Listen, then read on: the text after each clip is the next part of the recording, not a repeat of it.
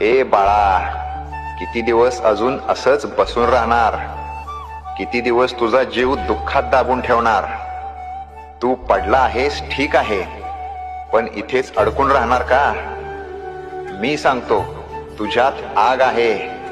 जग तुला थांबवू शकत नाही, फक्त तू स्वतःला थांबवला आहेस.